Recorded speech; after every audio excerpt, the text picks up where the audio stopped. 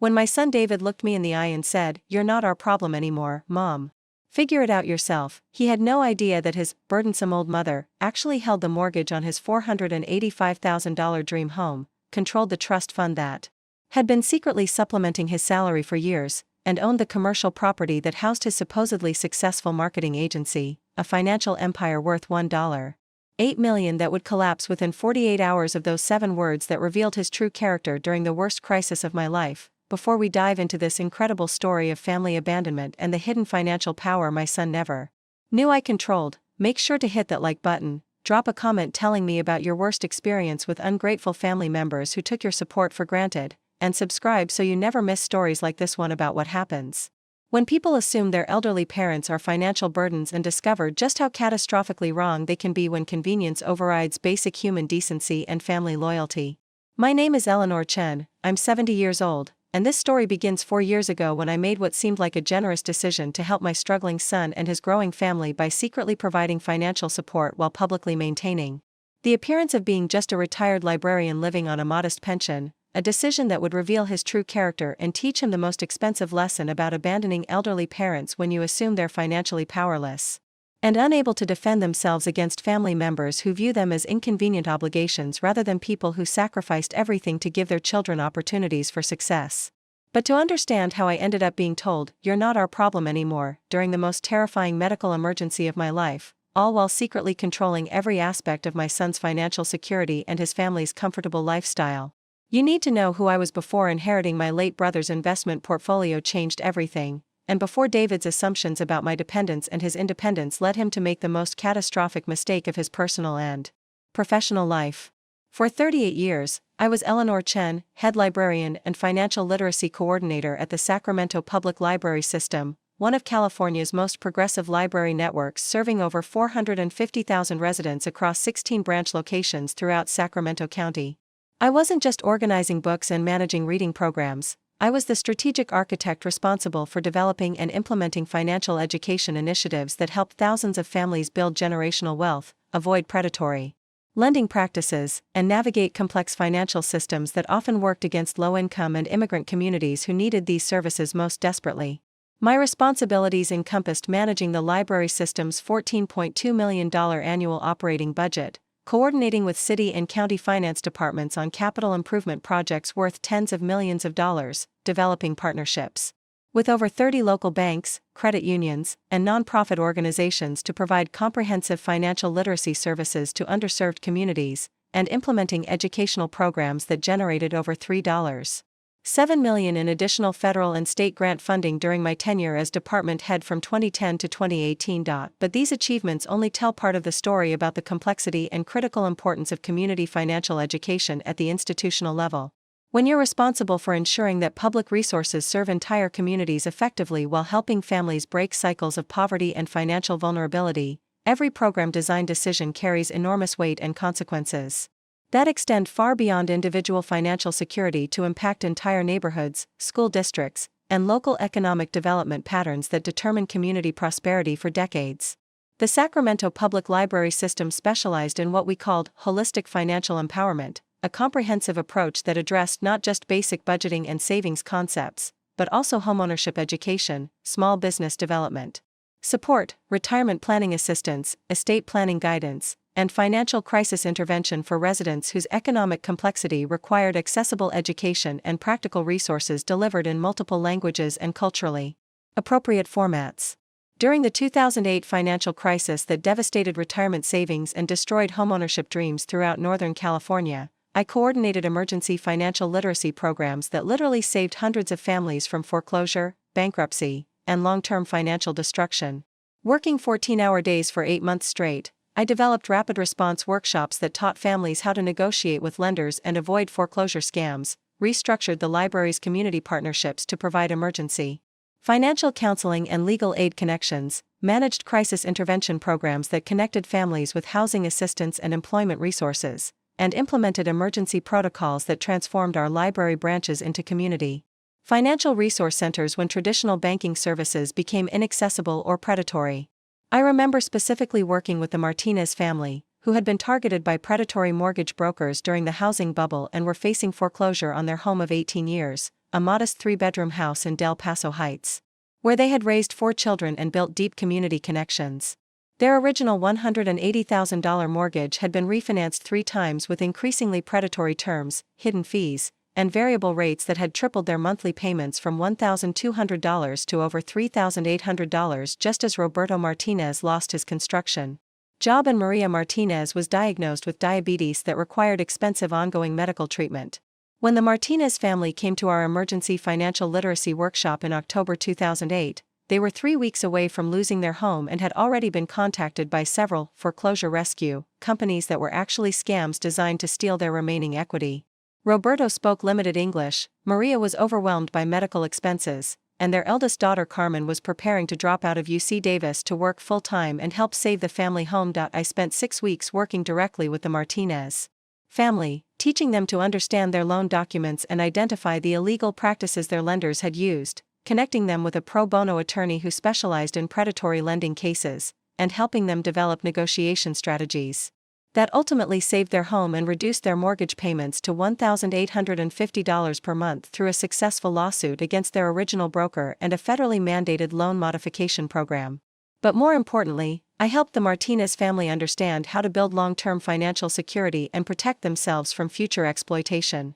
We worked together to establish emergency savings accounts, develop additional income streams through Maria's catering skills and Roberto's handyman services, and create education funds that ultimately enabled Carmen to finish college and 3 of their children to purchase their own homes using first-time buyer programs I helped them access. The Martinez family success story was replicated hundreds of times during the financial crisis through comprehensive programs that addressed immediate emergencies while building long-term financial literacy and community wealth. These experiences taught me that financial education isn't just about individual family success, it's about community empowerment and ensuring that vulnerable populations can't be exploited by predatory institutions that view financial desperation as profit opportunities. My expertise in community financial development extended far beyond the library system to consulting relationships with credit unions, nonprofit organizations, community development corporations, and municipal agencies throughout Northern California and the broader West Coast region. I helped develop homeownership programs that enabled first-generation immigrants to purchase homes safely while avoiding the predatory lending practices that had destroyed so many communities,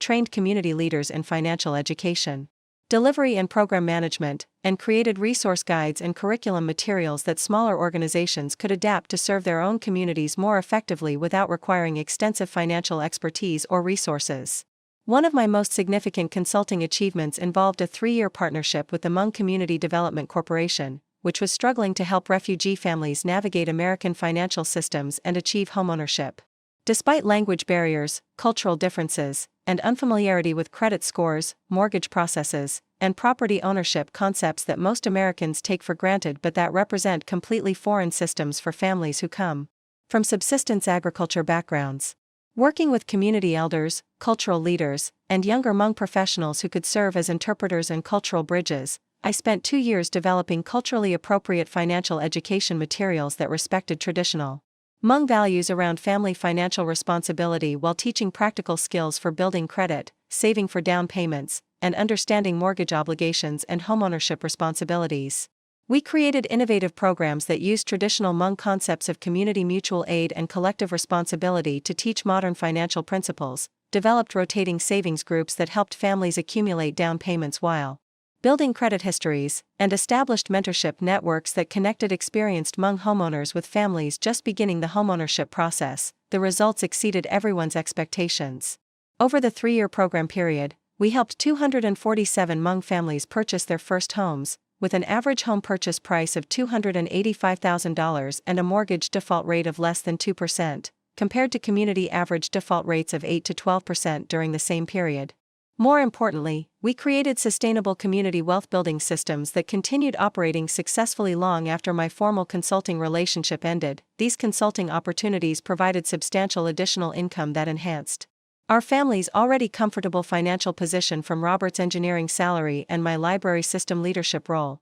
but more importantly, they gave me comprehensive understanding of how financial knowledge creates power, how education enables families to build wealth across generations, and how people's true character emerges when they face financial stress or believe they can exploit others' apparent financial vulnerability for their own benefit. the most heartbreaking cases I encountered during my community financial education work involved elderly community members whose adult children systematically exploited their parents' generosity, accumulated savings, and property ownership through manipulation, emotional abuse, and financial fraud disguised as family assistance and estate planning. I witnessed dozens of situations where successful professionals, doctors, lawyers, business owners, real estate agents, would manipulate their aging parents into providing financial support, co-signing loans they couldn't afford, or transferring property ownership under false pretenses while their parents believed they were helping their children achieve financial stability and protecting family wealth for future generations. I remember the case of Margaret Kim, a 78-year-old widow whose daughter convinced her to add her name to the deed of her paid-off home in Carmichael to help with estate planning and tax benefits. Margaret's daughter, Susan, was a successful real estate agent who presented herself as financially sophisticated and concerned about protecting her mother's assets from potential nursing home costs and estate taxes that could reduce her inheritance. Margaret believed she was being responsible and proactive about estate planning while maintaining control of her home and financial independence. But I discovered during one of our senior financial literacy workshops that Susan had actually taken out a $180,000 home equity loan against the property within 6 months of being added to the deed, using the money to fund a failed real estate investment scheme and expensive lifestyle upgrades that had nothing to do with Margaret's needs or financial security. When Margaret finally understood what had happened, she was facing the potential loss of the home she had owned free and clear for 25 years. While Susan claimed that Margaret had agreed to the home equity loan and was now trying to renege on family financial arrangements. The legal battle lasted 18 months and cost Margaret most of her remaining savings, while Susan continued living in a $750,000 house purchased with money stolen from her mother's home equity. But beyond professional achievements and community impact, my library career had taught me invaluable lessons about human nature, financial literacy, and how people's behavior changes dramatically when they believe they can exploit others' financial vulnerability, especially when they assume that elderly parents are powerless and dependent rather than recognizing that apparent financial simplicity might actually mask sophisticated wealth management and strategic planning developed over decades of professional financial education and community development experience. I had observed thousands of family financial dynamics during community education programs, crisis intervention services, and individual counseling sessions over nearly 4 decades of public service. I had seen devoted families who made genuine sacrifices to ensure elderly relatives maintained independence and dignity during retirement years, who included their parents respectfully in financial planning decisions, and who understood that caring for aging family members was both privilege and responsibility that required patience, creativity, and long-term commitment to their well-being and autonomy. But I had also witnessed families who exploited elderly members when caregiving became expensive or inconvenient, who viewed aging relatives as financial burdens to be managed rather than people deserving respect and consideration, and who treated elderly parents as sources of inheritance and property rather than understanding that family relationships should be based on love, mutual support, and appreciation for the sacrifices previous generations made to create opportunities for their children's success and prosperity. These observations had given me sophisticated understanding of financial exploitation patterns and the warning signs that indicate when people view elderly relatives as inconveniences to be managed or resources to be accessed rather than family members deserving care and respect without conditions or expectations of financial compensation for basic human decency and family loyalty during challenging periods of aging and health transitions. The warning signs were remarkably consistent across different families, communities, and socioeconomic backgrounds. Adult children who suddenly became very interested in their parents' living arrangements and financial affairs when those parents reached retirement age and gained access to pension funds, social security benefits, insurance settlements, or inherited property that represented potential wealth transfers or financial opportunities for the next generation. Adult children who began making suggestions about downsizing or simplifying their parents' lives in ways that would eliminate expenses, create access to property equity, or position the adult children to benefit from reduced housing costs, inheritance acceleration, or control over their parents' financial resources and decision-making autonomy. Adult children who gradually took control of their parents' financial accounts, insurance policies, property deeds, and legal documents under the guise of helping with money management, while actually positioning themselves to benefit from their parents' accumulated wealth or to make financial decisions that prioritize the adult children's convenience and financial benefit over their parents' autonomy, dignity, and long-term security. Most concerning were the adult children who systematically distanced themselves from their elderly parents once they believed those parents had nothing left to offer financially, treating caregiving and family support as burdens rather than recognizing them as opportunities to demonstrate love, respect,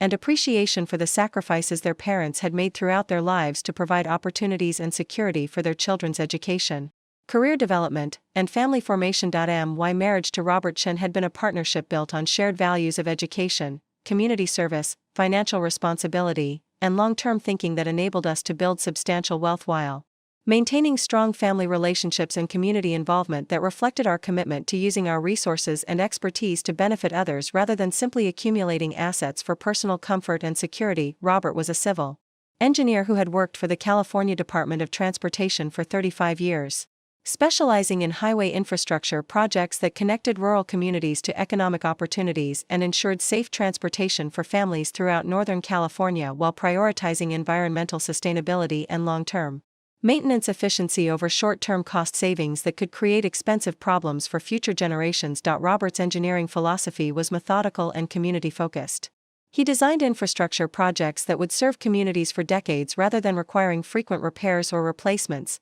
prioritized safety and accessibility over cost-cutting measures that could create dangerous conditions for vulnerable road users, and developed transportation solutions that enhanced economic development in underserved areas rather than simply maximizing efficiency for existing wealthy communities that already had adequate infrastructure and transportation access. Over 3 decades of careful career advancement and strategic professional development, Robert had progressed from entry-level engineer to senior project manager to regional infrastructure planning coordinator, ultimately becoming responsible for transportation projects with budgets exceeding $50 million that required coordination between multiple government agencies, community organizations, environmental groups, and private contractors whose competing interests and priorities required diplomatic negotiation and creative problem-solving skills. Robert's approach to engineering project management was based on the principle that successful infrastructure development required building genuine relationships with all stakeholders based on transparency, mutual respect, and long-term thinking that prioritized community benefit over individual convenience or profit maximization. He maintained collaborative relationships with environmental groups who appreciated his commitment to sustainable design, worked effectively with community organizations who trusted his responsiveness to local concerns, and earned respect from contractors and government officials who valued his integrity and expertise. One example of Robert's project management philosophy involved a complex highway expansion project through the Sacramento River Delta that required balancing increased traffic capacity with environmental protection, agricultural preservation, and community development goals that seemed impossible to reconcile using traditional engineering approaches that prioritized efficiency and cost control over comprehensive community impact assessment. Robert spent 18 months developing an innovative design solution that actually enhanced environmental protection while increasing transportation capacity, preserved agricultural land through creative routing and elevation strategies, and created economic development opportunities for 3 small communities that had been struggling with population decline and limited economic opportunities. The project not only solved the immediate transportation challenges but became a model for sustainable infrastructure development that was studied and replicated throughout California and the broader West Coast region. Robert's willingness to invest extra time in community consultation and creative problem-solving created benefits that extended far beyond immediate transportation needs to improve environmental protection, agricultural sustainability, and economic development for decades. The total value of Robert's engineering expertise and strategic project management had contributed to infrastructure improvements worth over $200 million during his career, while his reputation for integrity, innovation, and community focus had made him a sought-after consultant for complex infrastructure projects throughout Northern California even after his retirement from state employment in 2018. But Robert was also a careful observer of human behavior who had noticed concerning patterns in our son David's approach to family relationships, work ethic, and financial responsibility that suggested he might not be prepared for the independence and self-sufficiency he claimed to value while actually depending on family support he never acknowledged or appreciated. Eleanor, David is intelligent and capable of professional success, Robert had explained to me during one of our evening conversations about family relationships and our son's development, but he's consistently demonstrated patterns of taking credit for advantages he didn't earn, minimizing others' contributions to his success, and treating family support as entitlement rather than recognizing it as generosity that requires appreciation and reciprocal care when circumstances change. Robert had noticed that David's approach to career development and business success consistently involved seeking opportunities that offered maximum personal recognition and financial benefit while minimizing his acknowledgement of the family, resources, professional connections, and financial support that had made his achievements possible. During David's college years at UC Berkeley, where he studied business administration and marketing, his academic success and internship opportunities had been significantly enhanced by family connections through my library system relationships.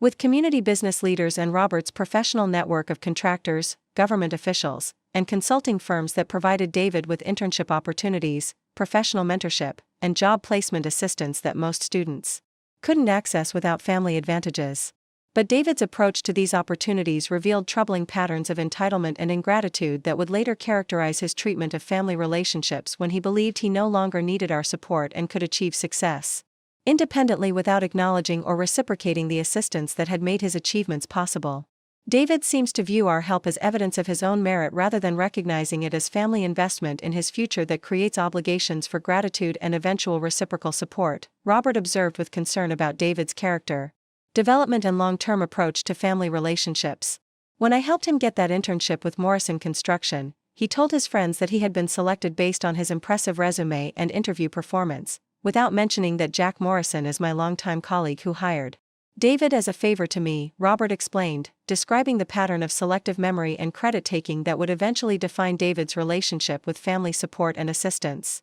When your library system helped him connect with small business development resources for his marketing agency startup, he presented himself to potential clients as someone who had navigated the business development system through his own research and networking skills, rather than acknowledging that you had personally introduced him to the program coordinators and helped him understand how to access grants and resources that most entrepreneurs never discover. This pattern of minimizing family contributions while maximizing personal credit for achievements would become a consistent characteristic of David's approach to success, leading him to develop an inflated sense of his own capabilities and independence. While maintaining dependence on family resources he preferred not to acknowledge or appreciate. The stage was being set for David to face the ultimate test of his character during a family crisis that would reveal whether he viewed his elderly parents as family members deserving care and respect, or as inconvenient burdens to be abandoned. When providing support required personal sacrifice and disrupted his comfortable lifestyle built on assumptions about his own independence and his parents' powerlessness.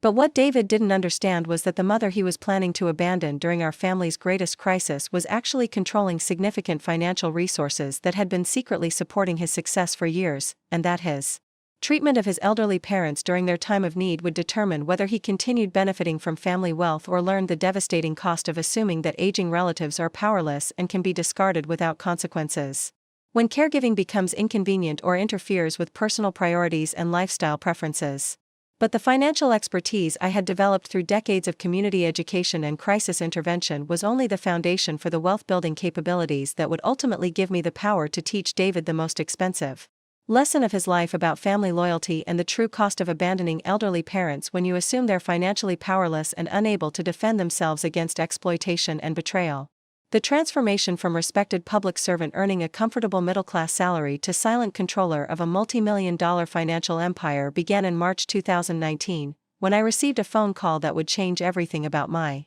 family's economic circumstances and my ability to secretly test David's character while maintaining the appearance of being a dependent elderly parent living on a modest pension and Social Security benefits. Mrs. Chen, this is Patricia Williams from Hartley, Morrison and Associates. The attorney's voice was professional but warm as she delivered news that would reshape my entire understanding of family wealth and financial opportunity. I'm calling regarding the estate of your brother, James Chen, who passed away last month in Portland. I understand you may not have been in close contact recently, but you are the sole beneficiary of his estate, and we need to discuss some rather substantial assets that require immediate attention and decision-making.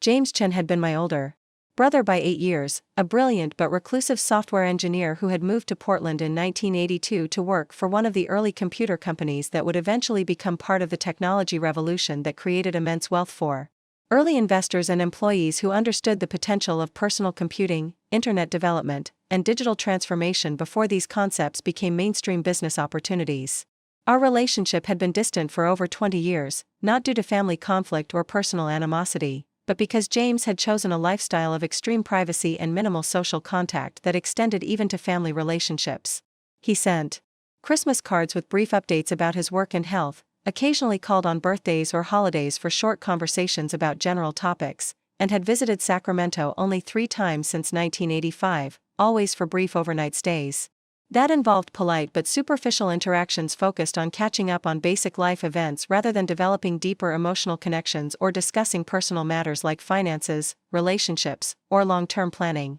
I knew that James had been successful in his technology career, but I had assumed this meant he earned a comfortable living as a specialized engineer or consultant, not that he had accumulated substantial wealth through stock options, real estate investments, and strategic financial planning that had turned his early involvement in the computer industry into generational wealth that would dramatically alter my family's economic circumstances and provide me with resources I had never imagined possessing.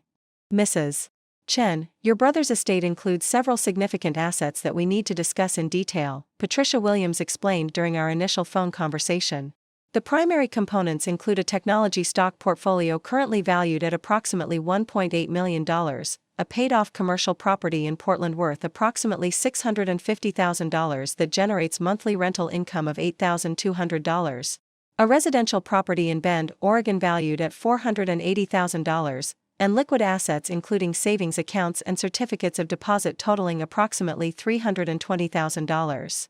I sat in stunned silence as Patricia continued explaining the scope of James's accumulated wealth and the legal processes required for estate transfer, trying to comprehend that my reclusive brother had quietly built a financial empire worth over $3.2 million while living modestly and maintaining minimal contact with family members who had no idea about his extraordinary success in technology investing and real estate development. Additionally, Patricia continued, your brother established a private lending company called Pacific Northwest Investment Services in 2008, which has been providing mortgages and commercial loans throughout Oregon and Northern California. The company currently holds loans worth approximately $2.8 million, generating consistent monthly income while helping families and small businesses access financing that traditional banks often deny due to overly restrictive lending criteria or discriminatory practices. The full scope of James's financial empire was almost incomprehensible. Beyond his personal assets worth over $3.2 million, he had created a private lending business that controlled nearly $3 million in outstanding loans while generating substantial monthly income and providing valuable financial services to communities that needed access to fair, affordable financing options for home purchases, business development, and property improvements. Your brother left detailed instructions about his wishes for estate distribution and business continuation, Patricia explained. He specifically requested that you be given complete information about his investment strategies, business operations, and the community impact of his lending company, because he believed your background in financial education and community development would enable you to continue his work of providing ethical financial services while building additional wealth for family legacy purposes. Over the following 3 weeks, I made multiple trips to Portland to meet with Patricia Williams, financial advisors, property managers, and business consultants who had been working with James to manage his various investments and business operations. Each meeting revealed additional layers of my brother's sophisticated approach to wealth building and his commitment to using financial resources to benefit communities while generating sustainable returns that could support long-term philanthropic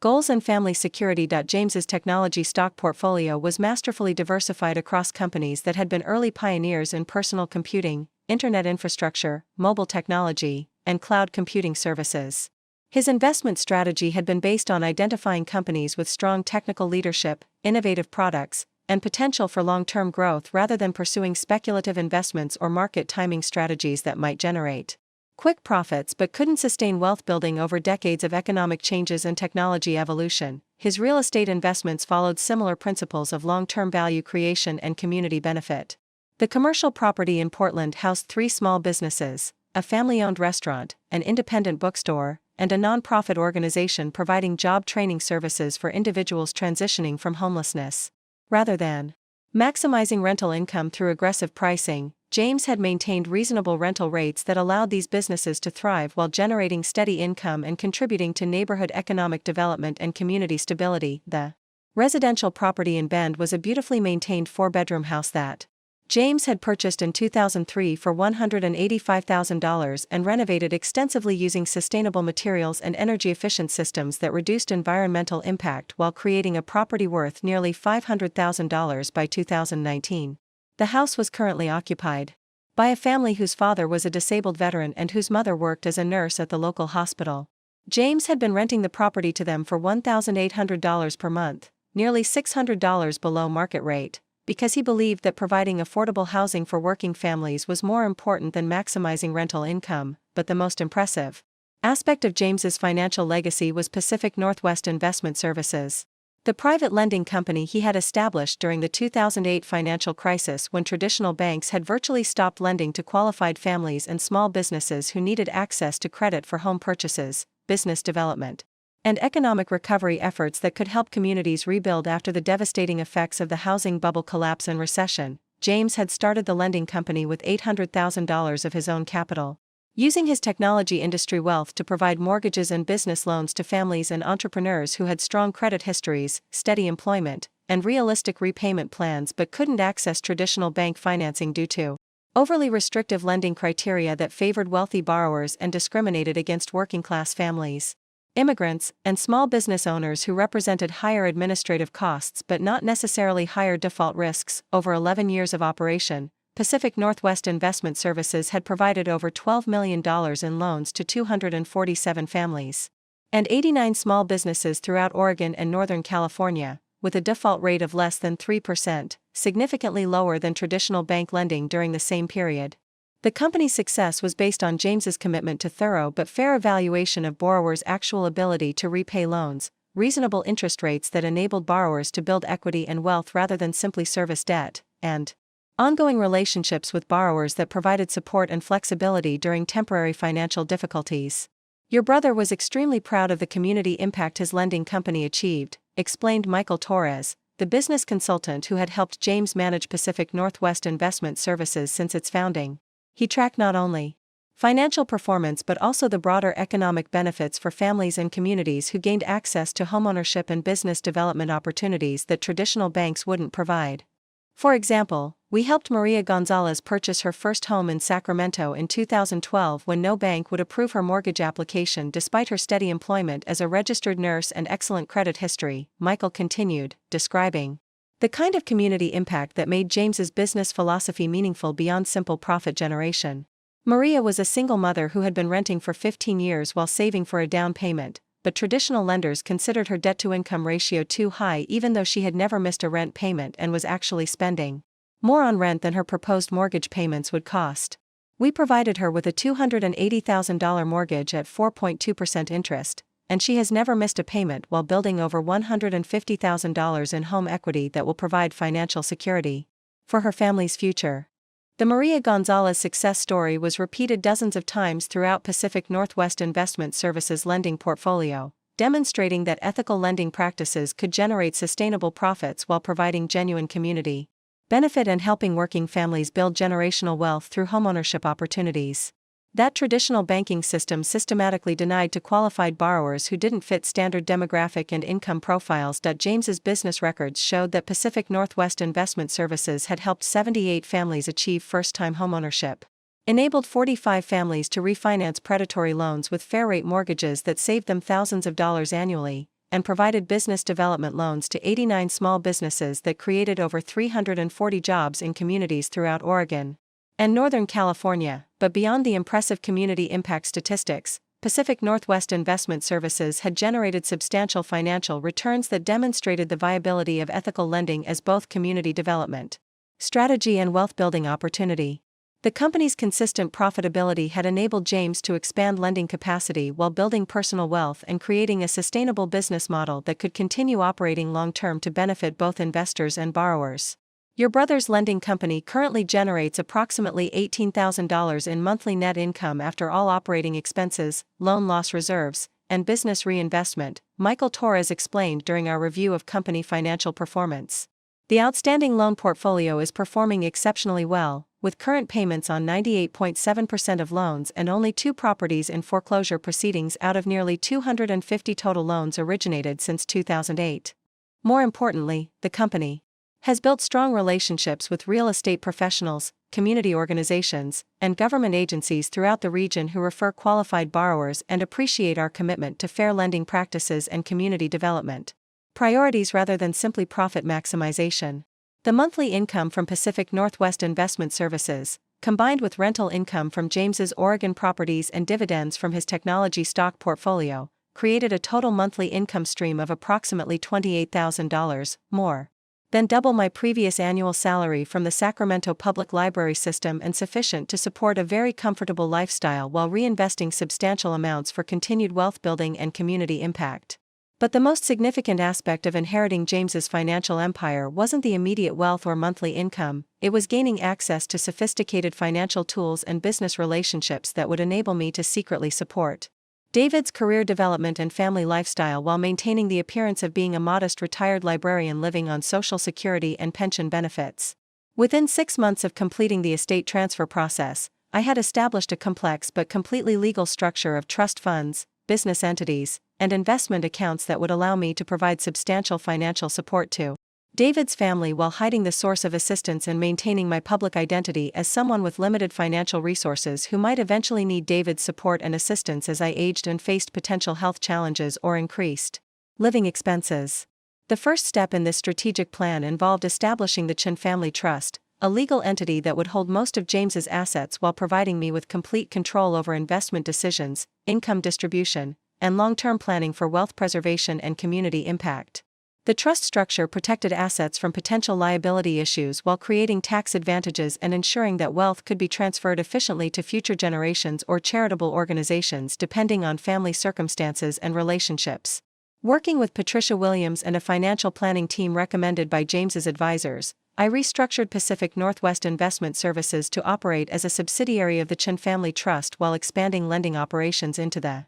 Sacramento area market where my knowledge of community organizations, real estate professionals, and local economic conditions could enhance business development and community impact. The expansion of Pacific Northwest Investment Services into Sacramento created opportunities to provide mortgage and business loans to families and entrepreneurs I had previously helped through library system financial literacy programs, continuing my community development work while generating substantial income and building additional wealth through ethical lending practices that benefited both borrowers and investors. But more importantly for my long-term family strategy, expanding the lending business into Sacramento enabled me to secretly provide financial support to David's marketing agency and personal financial needs without revealing the source of assistance or acknowledging my role in his business success and family security. In December 2019, David contacted me with what he presented as exciting news about a major business opportunity that would enable his marketing agency to expand operations and increase profitability through a new client contract that required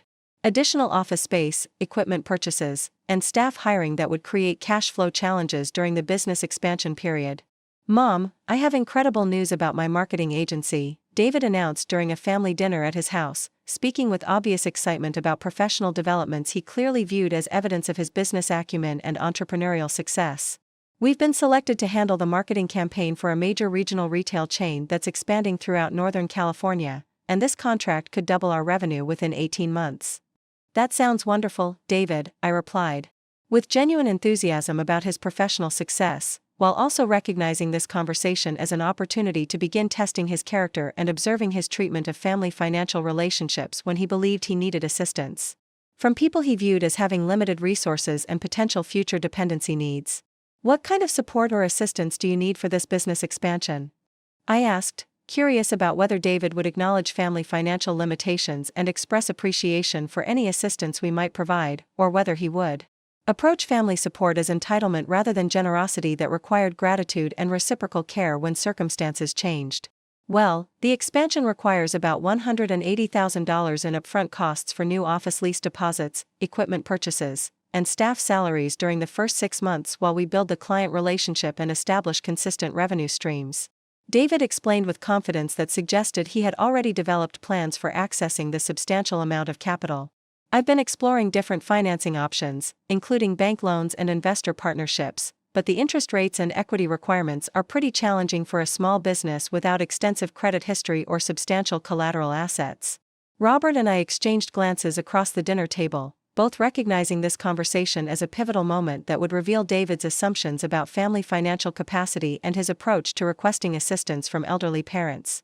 who might be approaching their own period of increased financial needs and potential dependency on family support during aging and health transitions. "David, $180,000 is a substantial amount of money that represents more than Dad and I have in our retirement savings, I said truthfully, based on the modest assets Robert and I had accumulated through our public service careers before inheriting James's financial empire. We want to support your business success, but we also need to be responsible about our own financial security as we age and potentially face increased medical expenses or long-term care needs. David's response to this honest explanation of apparent family financial limitations revealed troubling assumptions about elderly parents' obligations to sacrifice their security for adult children's business ventures, and his unwillingness to acknowledge the risks he was asking us to assume for his entrepreneurial ambitions and professional advancement. "Mom, this isn't just about my business success," David replied with slight irritation that suggested he found our financial limitations inconvenient and potentially detrimental to opportunities he considered essential for his career development. "This marketing contract represents a huge opportunity for our entire family's financial future, because my increased income and business growth will enable me to provide better support for you and Dad as you get older and need more assistance with living expenses and healthcare costs. Besides, this isn't really a risk because the client contract is already signed and guaranteed for 3 years, so the revenue is essentially secured and the business expansion is practically certain to succeed," he continued with confidence. That revealed his unwillingness to acknowledge the legitimate financial risks and business uncertainties that could affect repayment of family loans or business investment. "If you and Dad could provide some of the expansion capital, either as a loan or an investment in the business, you would actually benefit from my success while helping secure your own financial future through my increased ability to support you during retirement." This conversation revealed that David viewed family financial assistance as investment opportunity rather than recognizing it as potential sacrifice that could affect our retirement security and long-term financial planning. He was presenting his business needs as family benefits while minimizing the risks we would assume and the impact on our own financial stability if his business expansion failed or generated lower returns than projected. "David, we appreciate that you want to include us in your business success," Robert replied diplomatically, "but we also need to understand that providing $180,000 for business expansion would represent most of our available savings and could seriously affect our financial security if the business doesn't perform as expected or if we face unexpected medical expenses or other emergencies that require immediate access to capital. The marketing industry can be unpredictable, client contracts can be canceled or modified, and business expansion often involves unforeseen costs and challenges that affect profitability and cash flow in ways that even experienced entrepreneurs can't anticipate or control through careful planning." David's response to Robert's reasonable concerns about financial risk and business uncertainty revealed his impatience with family members who didn't share his optimism about guaranteed business success, and his unwillingness to acknowledge legitimate concerns about protecting elderly parents' financial security during potentially risky investment decisions. "Dad, I understand that you're being cautious about financial planning, but this opportunity is different from typical business risks because we already have guaranteed revenue and established client relationships," David argued with growing frustration about family skepticism regarding his business judgment and financial projections. "Besides, even if there were some unexpected challenges or temporary setbacks, my business has been profitable for 3 years and I have the experience and professional relationships to handle any problems that might develop during the expansion process. More importantly, if you and Mom don't help me with this expansion, I might miss this opportunity entirely and lose the potential for business growth that would benefit everyone in our family through increased income and financial stability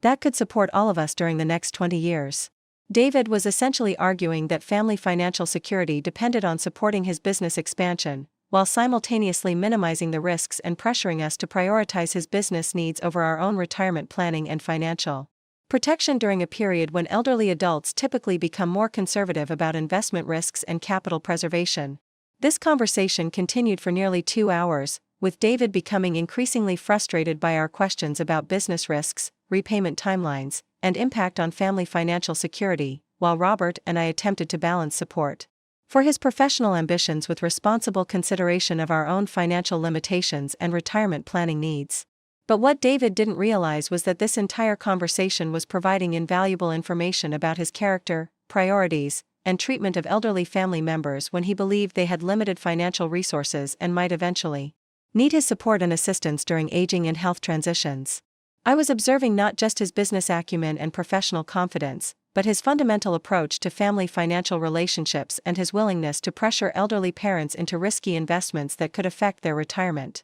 security for the benefit of his business expansion and career advancement. Every argument he made about guaranteed success, every expression of frustration with our financial limitations, and every suggestion that family security depended on supporting his business was revealing aspects of his personality that would ultimately determine whether he deserved access to the substantial wealth I was secretly controlling and could provide without affecting my own financial security. 3 days after our family dinner conversation about business expansion financing, I made a decision that would begin the most sophisticated character test of David's life while providing him with the financial support he needed to achieve business success without acknowledging or appreciating the true source of assistance that would make his achievements possible. Using the expanded lending operations of Pacific Northwest Investment Services, I arranged for David's marketing agency to receive a $180,000 business development loan at 4.5% interest with favorable repayment terms and minimal collateral requirements, financing that appeared to come from an independent commercial lender but was actually funded by the wealth I had inherited from James and was now secretly using to test David's character while supporting his professional success. The loan application process was handled through business consultants and legal representatives who had no apparent connection to me or my family, creating the appearance that David had successfully secured commercial financing through his own business credentials and professional relationships rather than recognizing that family assistance had made this opportunity possible. David was thrilled about securing favorable business financing that would enable his marketing agency expansion while protecting our family's retirement savings and avoiding the financial risks he had been asking us to assume for his business venture. He proudly announced that his professional network and business reputation had enabled him to access commercial lending that many small businesses couldn't obtain, demonstrating his entrepreneurial capabilities and financial sophistication. But what David never suspected was that his independent business loan was actually funded by his supposedly financially limited mother, who was now secretly controlling his business success while observing his treatment of elderly parents he believed had nothing to offer except potential future dependency and caregiving obligations that could become inconvenient burdens interfering with his professional ambitions and personal lifestyle.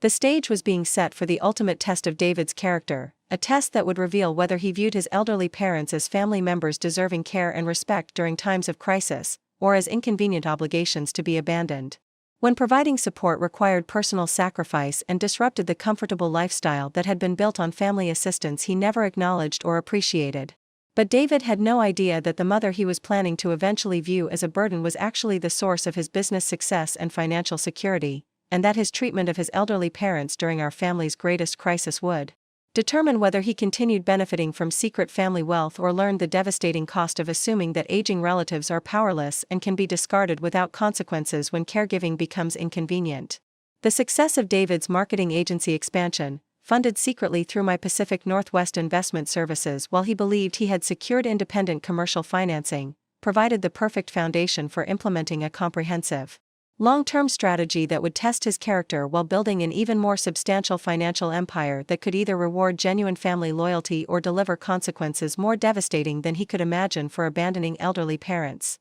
during their time of greatest need. Over the 18 months following David's business loan, his marketing agency experienced exactly the kind of growth and success he had projected, generating increased revenue and establishing his reputation as a strategic marketing consultant for regional retail chains and small businesses throughout Northern California. But what David never suspected was that much of his business success was being quietly supported through the extensive network of community relationships and business connections I had developed during my decades of financial literacy work and James's lending company operations. The Chen Family Trust had grown significantly beyond James's original $3.2 million estate through strategic reinvestment of monthly income, expansion of Pacific Northwest Investment Services into new markets, and carefully selected real estate acquisitions that generated additional rental income while building long-term wealth and providing affordable housing options for working families who couldn't access homeownership through traditional banking systems. By early 2021, the trust controlled assets worth approximately $4.8 million, including an expanded loan portfolio of nearly $4.2 million that generated monthly net income of $31,000, 5 rental properties throughout Northern California and Oregon that produced an additional $12,000 in monthly rental income, and a diversified investment portfolio of technology stocks and municipal bonds that provided both growth potential and steady dividend income of approximately $8,000 monthly. The total monthly income from all trust assets had reached $51,000, more than most families earn annually and sufficient to support an extremely comfortable lifestyle while continuing to reinvest substantial amounts for wealth building and community impact that would benefit hundreds of families and small businesses over the coming decades. But more importantly for my long-term family strategy, the expanded financial resources and business networks controlled by the Chen Family Trust enabled me to provide increasingly sophisticated support for David's professional success and family lifestyle while maintaining complete secrecy about the source of assistance and preserving my public identity as a modest retired librarian who might eventually need David's support during aging and potential health challenges. The second phase of my character testing strategy involved purchasing the commercial property that housed David's expanded marketing agency offices, providing him with below-market rent and excellent facility maintenance while he believed he was benefiting from a fortunate lease agreement with an independent property management company that appreciated his business and offered favorable terms for reliable tenants. In March 2021, when David began searching for larger office space to accommodate his growing staff and expanding client base, I discreetly arranged for the Chen Family Trust to purchase a 4,200 square foot commercial building in Midtown Sacramento. That would provide David with ideal office space while generating rental income and building real estate equity that could support long-term wealth accumulation and community development goals. The property purchase was handled through a complex but completely legal structure of business entities and legal representatives that ensured David would never suspect his mother's involvement in providing his business location and ongoing operational support. To David and his business partners, the transaction appeared to involve negotiations with Riverside Property Management, a legitimate commercial real estate company that specialized in small business leasing and had no apparent connection to my family or financial resources. "Mom, I have great news about our office expansion," David announced during one of our monthly family dinners, speaking with obvious pride about professional achievements he attributed to his business acumen and strategic planning abilities. "We found an incredible office space in Midtown that's perfect for our growing team, and the property management company offered us lease terms that are significantly better than anything else available in the area." "That's wonderful, David," I replied with genuine enthusiasm about his continued business success, while also privately noting his assumption that favorable lease terms resulted from his negotiation skills rather than recognizing the possibility that external factors might be contributing to opportunities that seemed unusually advantageous for a small business with limited commercial real estate experience. The monthly lease rate is almost 20% below market value for comparable space, and the property management company agreed to handle all maintenance, utilities, and facility improvements at no additional cost, David continued, describing lease terms that were indeed generous but had been structured specifically to support his business success while testing his appreciation for advantages he didn't understand or acknowledge. "Plus, the building has excellent parking, modern technology infrastructure, and professional conference facilities that will help us compete for larger clients and establish our reputation as a sophisticated marketing firm rather than a small startup operation."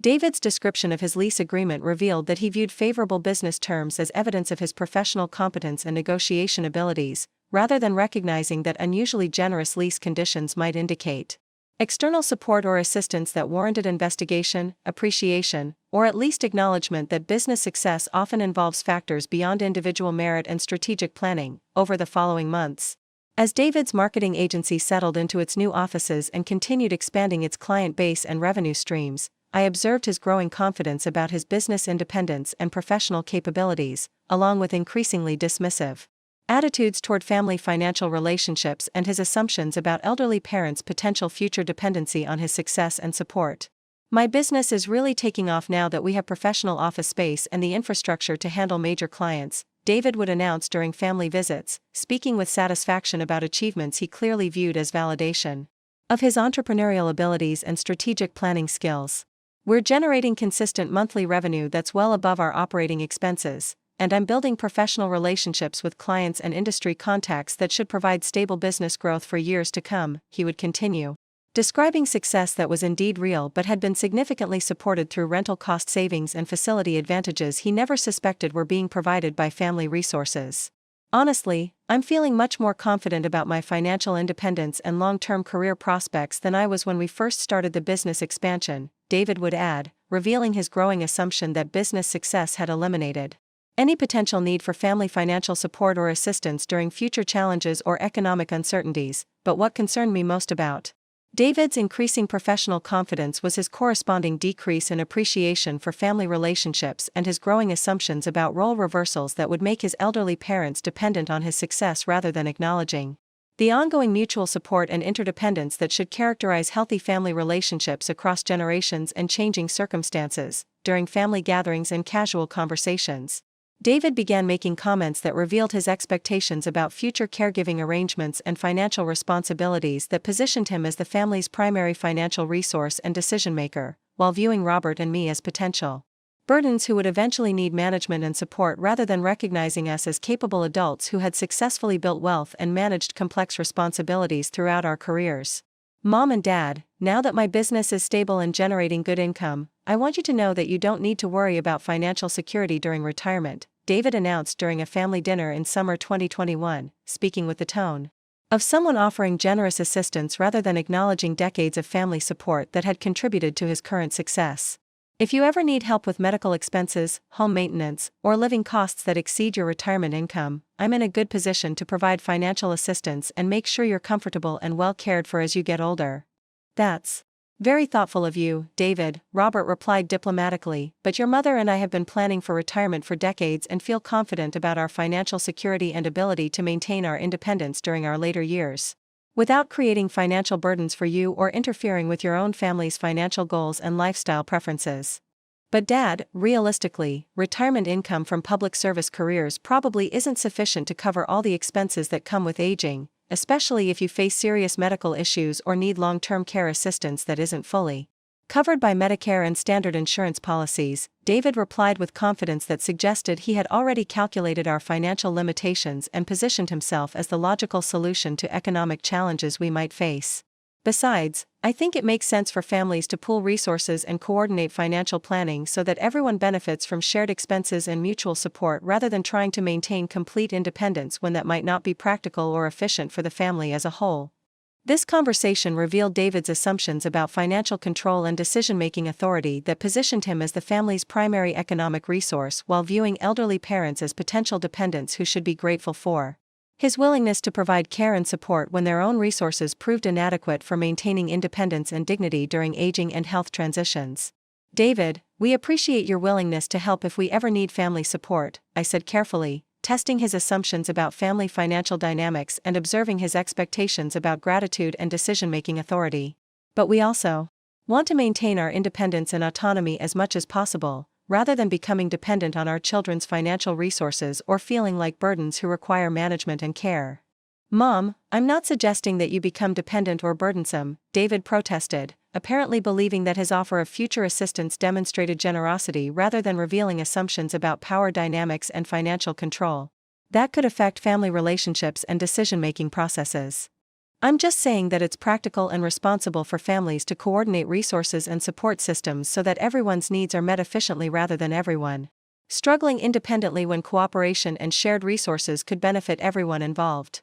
But David's approach to family financial planning revealed his expectation that coordination and cooperation would involve his leadership and decision-making authority, with elderly parents accepting his guidance and management rather than recognizing family financial planning as a collaborative process that should respect everyone's autonomy, preferences, and accumulated wisdom about managing resources and making life decisions. This pattern continued and intensified over the following months, with David making increasingly frequent comments about family financial coordination, resource sharing, and his willingness to provide care and support for elderly parents who might eventually need assistance with housing decisions, healthcare planning, and lifestyle adjustments that could affect their independence and quality of life during retirement years. But what David never suspected was that his offers of future financial assistance and family support were being evaluated by elderly parents who controlled financial resources vastly exceeding his business income and who were observing his assumptions about power dynamics, decision-making authority, and the true nature of family financial relationships when adult children believe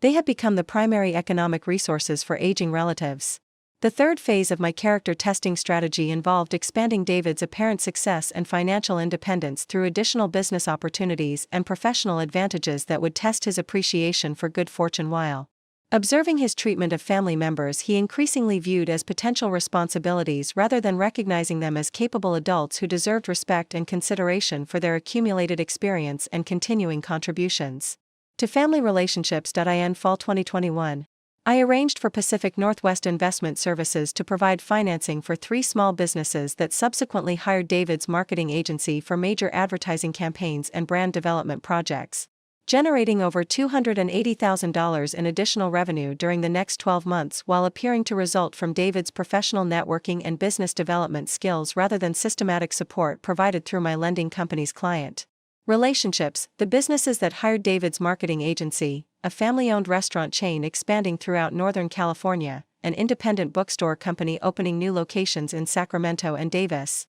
and a nonprofit organization launching a major fundraising campaign, were all existing clients of Pacific Northwest Investment Services who had received favorable financing terms that enabled business expansion and marketing budget allocation that might not otherwise have been possible through traditional commercial lending, but the connection between David's new marketing clients and my lending company was invisible to him and his business partners, who viewed the succession of new contracts as evidence of their growing reputation and professional competence rather than recognizing the systematic support and business development assistance that was being provided through family resources and community relationships he never suspected existed. "Mom, our marketing agency is really hitting its stride now," David announced during a family dinner in December 2021, speaking with obvious satisfaction about professional achievements he attributed entirely to his business skills and strategic planning abilities. "We've landed 3 major new clients in the past 4 months, and our revenue for this year will be almost double what we projected when we first expanded the office space. The restaurant chain contract alone is worth over $120,000 annually, and they're so pleased with our initial campaign results that they want to extend our contract for 3 additional years with potential for increased scope and budget allocation," he continued, describing success that was indeed impressive but had been facilitated through client introductions and financing arrangements he never suspected were connected to family support. Plus, the bookstore company and the nonprofit organization are both expanding their marketing budgets based on the campaign results we've generated, so our monthly revenue is becoming more stable and predictable rather than depending on constantly finding new clients to maintain business growth. David's description of his marketing agency's success revealed his assumption that professional achievements resulted entirely from individual merit and business competence, without acknowledging external factors, favorable circumstances, or support systems that might have contributed to opportunities and advantages that enabled business growth and client development. "It sounds like you're building a really strong foundation for long-term business success," Robert observed, testing David's willingness to acknowledge factors beyond individual control that might affect business performance and professional relationships over time. "Are you also preparing for potential challenges or economic changes that could affect your client relationships and revenue streams, especially since small businesses and nonprofit organizations can be particularly vulnerable to economic uncertainty and budget constraints during difficult periods?" David's response to Robert's question about business risk management and economic uncertainty revealed his growing confidence about professional invulnerability and his unwillingness to acknowledge legitimate concerns about factors beyond individual control that could affect business success and financial stability during changing economic conditions. "Dad, I understand that business involves some level of risk and uncertainty, but our client relationships are really strong and our contract terms provide substantial protection against budget cuts or sudden changes in marketing priorities," David replied with confidence that suggested he viewed business planning as primarily about individual competence rather than recognizing economic and market factors that could affect entire industries and client sectors simultaneously. "Besides, our clients are seeing measurable results from our marketing campaigns, which means they're getting real value for their investment rather than just spending money on advertising without clear returns on their marketing budget allocation. More importantly, we've diversified our client base across different industries and organization types, so we're not overly dependent on any single client or market sector that could create vulnerability if one area of the economy experiences problems or budget constraints." David's analysis of his business risk management strategies demonstrated sophisticated thinking about client relationships and revenue diversification, but also revealed his assumption that good planning and professional competence could provide protection against economic factors beyond individual control, and his unwillingness to acknowledge that business success often involves favorable circumstances and external support that warrant appreciation and humility rather than confidence about professional invulnerability. This pattern of increasing professional confidence combined with growing assumptions about family financial dynamics and caregiving responsibilities continued throughout 2022. As David's marketing agency achieved consistent success and profitability while he remained completely unaware that much of his business foundation was being supported through family wealth and community relationships he never suspected existed, but David's growing success and financial independence were also accompanied by increasingly concerning changes in his treatment of family relationships and his expectations about elderly parents' roles in his life and decision-making processes that revealed fundamental character issues about respect, appreciation, and mutual support across generations and changing circumstances. During family gatherings and casual conversations, David began demonstrating impatience with elderly parents' opinions about business decisions, political issues, technology preferences, and lifestyle choices that didn't align with his assumptions about modern approaches to success and professional achievement. He would interrupt conversations to correct information he considered outdated or irrelevant, dismiss concerns about business risks or economic uncertainty as unnecessary worry from people who didn't understand contemporary business practices, and redirect discussions toward topics that showcased his professional expertise and current success rather than acknowledging family members' accumulated wisdom and continuing capability for meaningful contributions to family conversations and decision-making. "Mom, I think you're overthinking the risks involved in business expansion and economic planning," David would say when I expressed concerns about debt levels, market uncertainty, or the importance of maintaining financial reserves for unexpected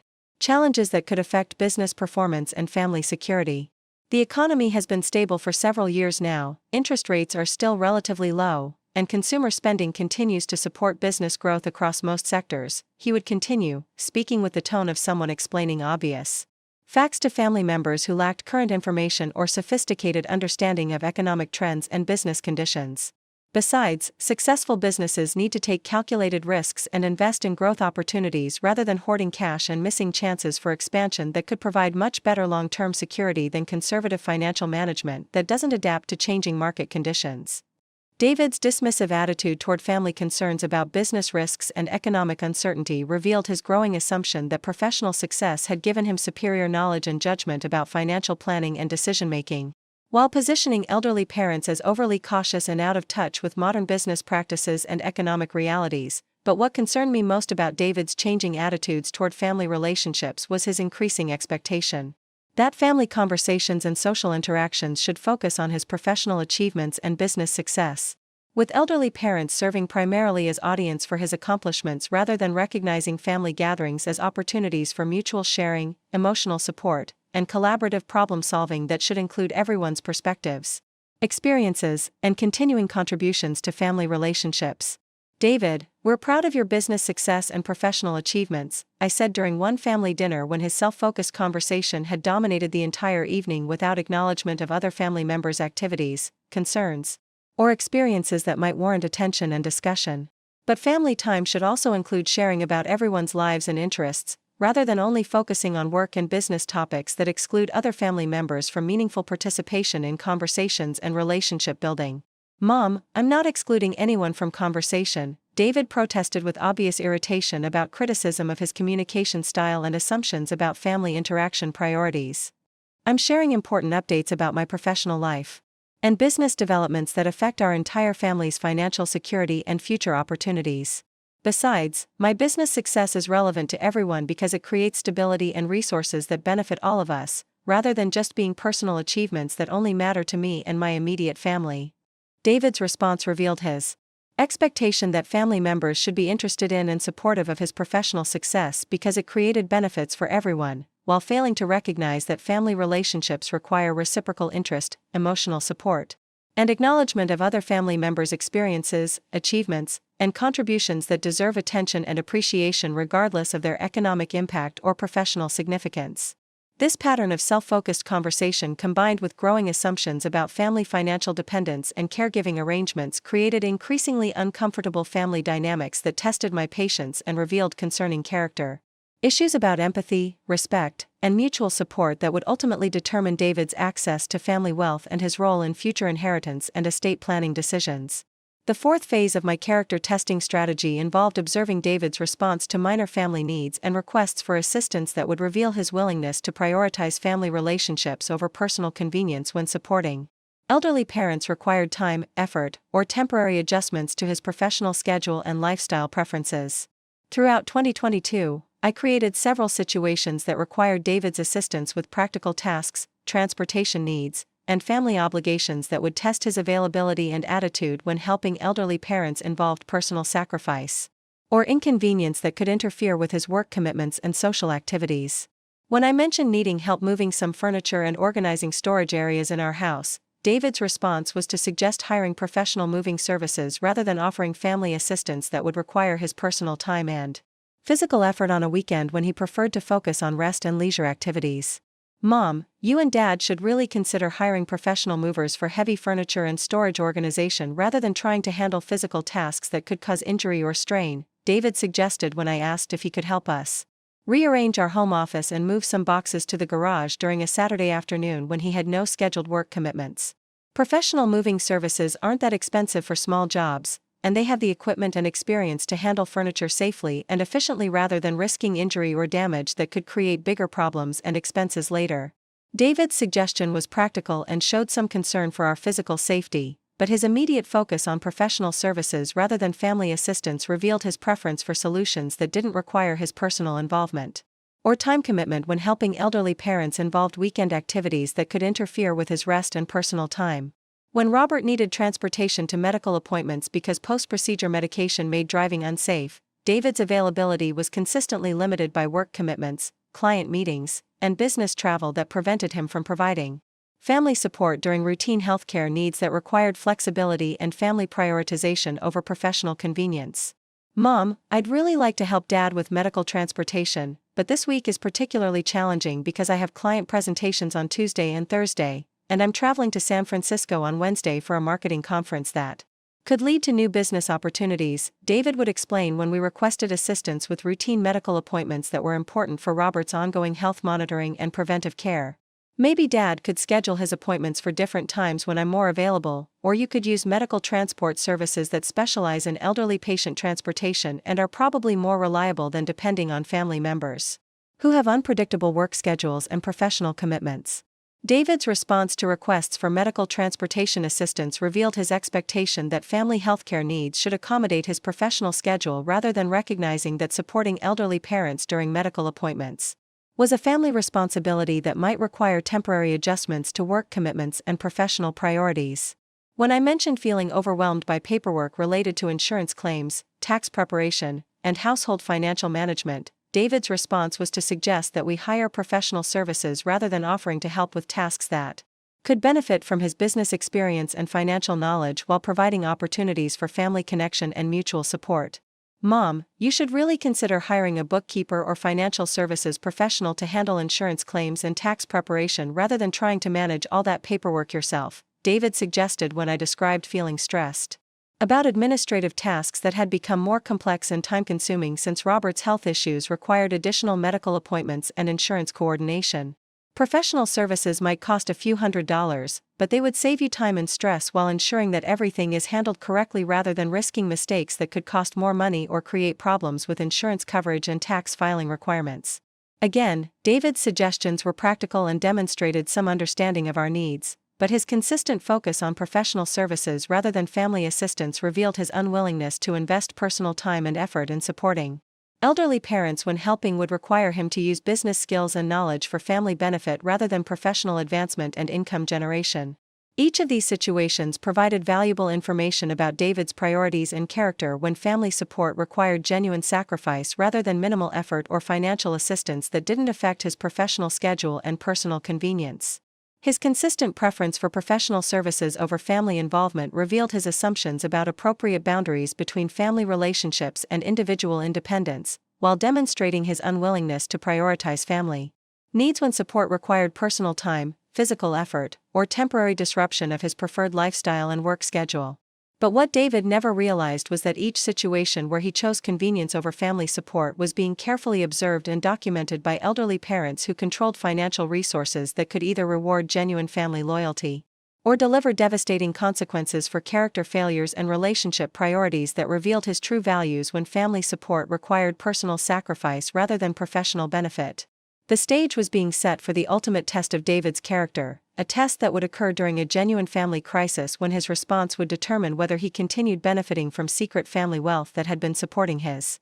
success for years, or whether he learned the most expensive lesson of his life about the true cost of abandoning elderly parents when they needed family support most desperately and his assistance could make the difference between family security and devastating consequences that would affect everyone he claimed to care about. The patterns of selfishness and family exploitation that would ultimately cost David access to $4.8 million in family wealth weren't sudden developments that emerged during his adult years when business success made him feel financially independent. They were consistent character traits that had been evident since childhood but that Robert and I had consistently rationalized, excused, or attributed to normal developmental phases rather than recognizing them as fundamental personality flaws that would define his approach to family relationships and moral obligations throughout his entire life. Looking back now with the painful clarity that comes from expensive experience and devastating betrayal, I can see that David's character issues had been evident from elementary school through high school, college years, and early career development, revealing a pattern of taking credit for advantages he didn't earn while minimizing others' contributions to his success, treating family support as entitlement rather than generosity, and prioritizing personal convenience over family loyalty whenever genuine sacrifice was required for maintaining relationships based on mutual care and respect. During David's elementary school years at Lincoln Elementary in Sacramento, he demonstrated exceptional academic abilities and social intelligence that made him popular with teachers and successful in competitive activities, but he consistently struggled with collaborative projects, peer support, and situations that required him to prioritize group success over individual recognition and personal advancement. His third-grade teacher, Mrs. Rodriguez, had requested a parent conference to discuss David's approach to teamwork and classroom dynamics that were creating problems for other students and revealing concerning attitudes about cooperation and mutual support that could affect his long-term relationship skills and character development. David is clearly one of the most intellectually gifted students in my class, Mrs. Rodriguez explained during our meeting at Lincoln Elementary, but he consistently demonstrates attitudes toward classmates that suggest he views other children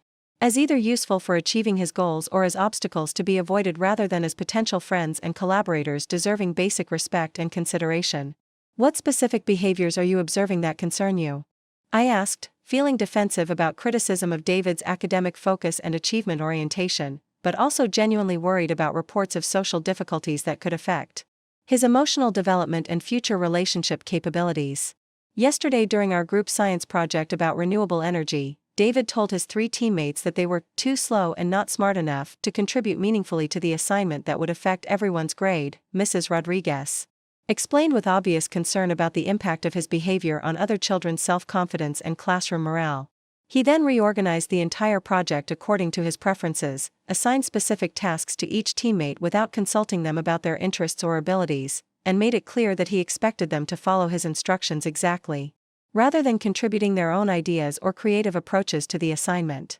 When I explained that group projects are designed to teach collaboration skills and that leadership requires listening to teammates and incorporating their input, David's response was that he didn't care about other students' feelings or ideas, as long as the group received the highest possible grade for their project.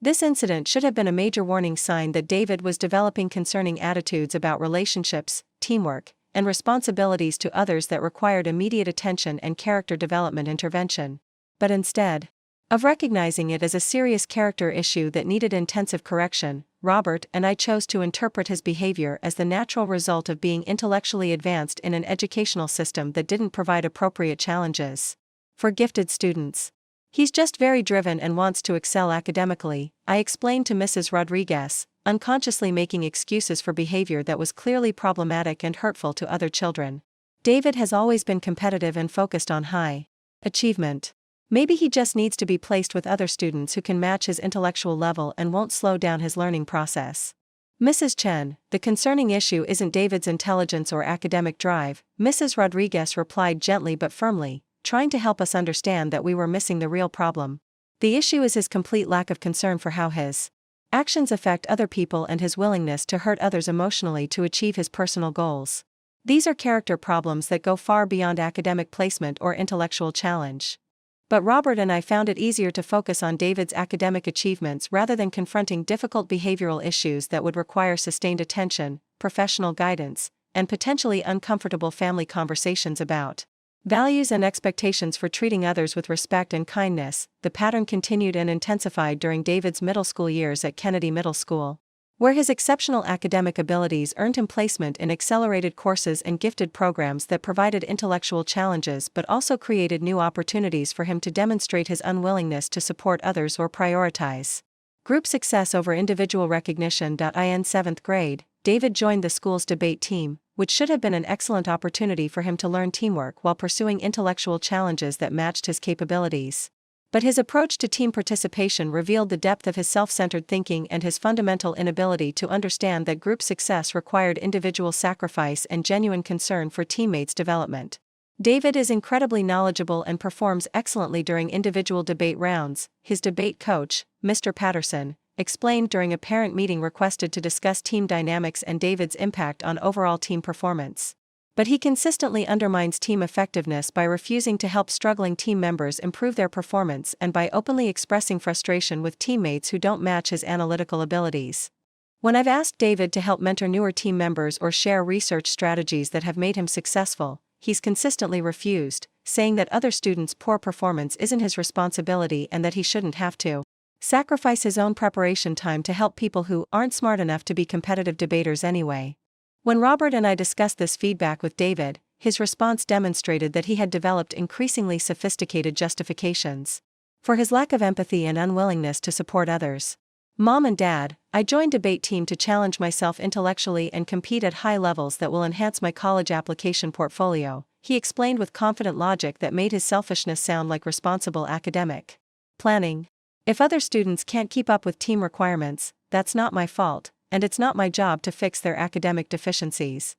But David, part of being on a team is helping your teammates succeed and contributing to overall group performance, Robert replied, trying to help him understand basic principles of collaboration and mutual support. But Dad, if I spend my limited time teaching other people things they should already know, I won't have adequate time to prepare properly for my own debate rounds, he argued with logic that made his self-focus sound like strategic time management. That could hurt my individual performance and reduce my chances for academic recognition and college admissions advantages. David was 13 years old and already demonstrating the kind of ruthless self-interest that would characterize his approach to family relationships throughout his adult life. He viewed other people as either useful for achieving his goals or as obstacles to be eliminated, rather than understanding that relationships require mutual care and consideration regardless of immediate personal benefit. During high school at Sacramento High School, David's academic success continued to mask his character flaws while providing justification for increasingly self-centered behavior that prioritized individual achievement over family relationships and community involvement. The most revealing test of David's character during his teenage years occurred when Robert was diagnosed with early-stage prostate cancer in late 2010, during David's sophomore year. Our family faced the first major crisis that would test David's willingness to sacrifice his convenience and academic priorities to support family members during medical treatment and recovery, but David's response to Robert's cancer diagnosis revealed his fundamental inability to prioritize family needs over personal comfort and academic interests. Instead of recognizing that his father was facing a potentially serious illness that required family unity and support, David seemed to view Robert's cancer as an inconvenient disruption to his academic pursuits and social activities.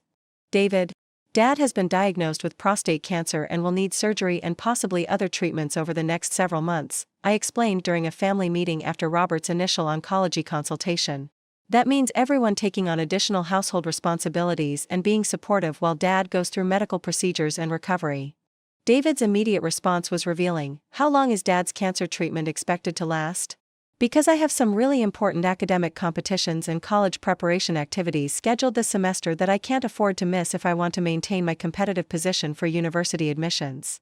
Marcus, your father has been diagnosed with cancer, I said, shocked by his focus on academic convenience rather than Robert's health and emotional needs. I understand that Dad is sick, he replied with careful tone, but I also can't let his illness negatively impact my chances for academic scholarships and college admissions. That wouldn't be good for anyone in our family in the long run. Over the following months of Robert's cancer treatment, David's availability for family support was consistently limited by academic commitments and social activities that he presented as non-negotiable obligations, taking priority over family medical needs. When Robert needed transportation to medical appointments, David was unavailable due to academic obligations. When Robert needed help with household tasks during recovery, David had debate team practice or study group commitments. When Robert needed emotional support and family companionship, David had promised to help friends with their academic projects. The irony was painful. David was always available to help friends, classmates, and teachers with their needs, but never seemed To have time to help his own father during cancer treatment, this pattern continued through David's college years at UC Berkeley, where his academic performance remained excellent while his approach to family relationships became increasingly distant and transactional, usually timed around holidays or situations when he needed specific assistance with job applications, networking, or financial support. More concerning was David's attitude toward my own life circumstances and the challenges Robert and I faced while continuing our careers, managing family financial planning, and dealing with ongoing stress from monitoring Robert's health during cancer recovery and remission. When I mentioned difficulties with work-life balance or concerns about Robert's long-term health, David's responses were consistently focused on how these issues might affect his expected financial support rather than offering emotional support or genuine concern for our well-being. "Mom, are you having problems at work that could affect your income or our family's financial stability?" he would ask when I described challenges with demanding clients or complex project management. "Maybe you should consider reducing your responsibilities or transitioning to less stressful work that would give you more time for family," David would suggest, apparently without recognizing that reduced income could affect our ability to support his education and career development. After David's graduation and his entry into professional life, his sense of entitlement about family financial support and his assumptions about my role in facilitating his career development became more pronounced and explicit. "Mom, I've been thinking about my career plans, and I think it would make sense for me to work with you on managing our family's financial planning while I establish myself professionally," he announced during a visit in early 2018. "I could handle some of the day-to-day financial management while you focus on your library work, and then we could gradually expand my responsibilities as I prove my capabilities." "David, our financial planning involves complex decisions that require experience and understanding of long-term implications," I replied, testing his assumptions about family financial arrangements. "I understand it's complicated," he agreed readily, "but I have a business degree and analytical intelligence to learn whatever skills I need. Besides, it would be more efficient to have someone younger managing finances who can implement modern approaches and long-term planning." David's approach to family financial planning revealed that he had never seriously considered my financial needs or retirement security. He was already assuming that financial management would transfer to him based on family relationships rather than earning responsibility through demonstrated character and competence. The crisis that would test David's character and determine his financial future began on February 18, 2023. With what initially seemed like routine medical symptoms that Robert attributed to stress from ongoing cancer monitoring and the general health concerns that come with aging and maintaining active lifestyle during retirement years. At 6:30 a.m. on that Saturday morning, Robert woke up experiencing symptoms that were concerning enough to warrant immediate medical evaluation: severe headache, confusion about familiar tasks like making coffee and getting dressed, and difficulty speaking clearly during routine morning conversation that suggested possible neurological issues requiring emergency assessment. "Eleanor, I'm having trouble thinking clearly and my words aren't coming out right," Robert said with obvious concern and confusion during what should have been normal morning routine. "I think something serious might be happening that needs medical attention."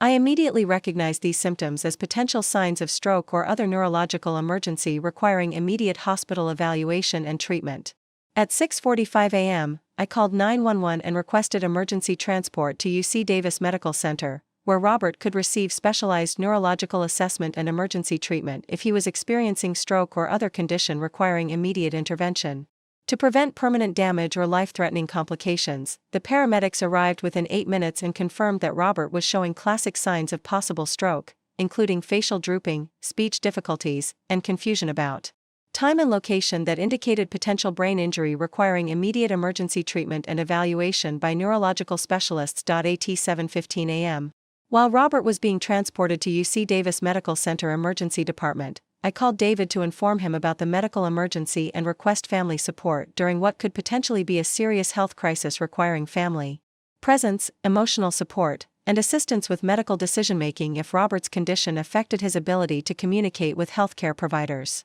"David, your father is being taken to UC Davis Emergency Department because he's showing signs of possible stroke," I explained when he answered his phone. "I'm following the ambulance to the hospital, and I need you to meet us there as soon as possible because this could be very serious and we may need to make important medical decisions today." David's immediate response revealed his priorities and character when family support required personal sacrifice and disruption of his weekend plans. "Mom, what time did this happen?" "Because I'm supposed to have brunch with clients at 11 a.m. to discuss a major marketing contract that could really advance my business relationships and professional opportunities." "David, your father is having a medical emergency that could be life-threatening," I said, hardly able to believe that we were having this conversation about his business priorities while Robert was being transported to emergency treatment for potential stroke. "I understand it's a medical situation," he replied with the tone of someone being asked to make unreasonable sacrifices, "but can't you handle the hospital visits and medical consultations until we know more about what's actually wrong and whether it's serious enough to require family involvement? Besides, this client meeting represents a really important opportunity for my marketing agency, and canceling last minute could damage my professional reputation and potentially cost me a contract that could determine my business growth for the next year." This conversation revealed that David viewed my request for family support during Robert's medical emergency as inconvenient obligation that interfered with his professional advancement, rather than recognizing that accompanying elderly parents during emergency medical treatment was basic family responsibility that should take priority over business meetings and career opportunities. "David, I'm asking you to come to the hospital because your father is facing a potential medical emergency and I need family support during what could be the most frightening day of our lives," I said, making one final attempt to appeal to his sense of family loyalty and moral obligation. "I'll try to get to the hospital after my client meeting if Dad's condition turns out to be serious enough to require family involvement," he replied dismissively. "But right now, I need to focus on my professional commitments that actually affect my future and financial security rather than spending my entire Saturday in a hospital waiting room for medical situations that probably aren't as serious as they initially appear." At the hospital, Robert was diagnosed with acute ischemic stroke affecting the left side of his brain, requiring immediate treatment with clot-dissolving medication and intensive monitoring to prevent additional brain damage and potential life-threatening complications. The neurologist explained that the next 24 to 48 hours would be critical for determining the extent of brain damage and Robert's prospects for recovery of speech, mobility, and cognitive function. "Mrs. Chen, your husband has suffered a significant stroke that will require intensive treatment and monitoring over the next several days," Dr. Sarah Kim explained after Robert's initial emergency treatment and diagnostic testing. "The clot-dissolving medication was administered within the optimal time window, which improves his chances for recovery, but we won't know the full extent of brain damage or his recovery potential until we can complete additional testing and observe his response to treatment over the next 48 hours. Will he need surgery or other intensive treatments that require family involvement and medical decision-making?" I asked, trying to understand the severity of Robert's condition and the level of family support that might be required during his treatment and recovery process. Stroke treatment and recovery often involves complex medical decisions about therapy options, rehabilitation planning, and long-term care arrangements that benefit from family involvement and support, Dr. Kim replied. "Your husband may experience temporary or permanent changes in speech, mobility, and cognitive function that will require family assistance and advocacy during treatment planning and recovery coordination. Additionally, stroke recovery is emotionally challenging for patients who may feel frustrated, frightened, or depressed about changes in their abilities and independence. Family presence and emotional support can significantly improve patient outcomes and recovery motivation during what is often a lengthy and difficult healing process."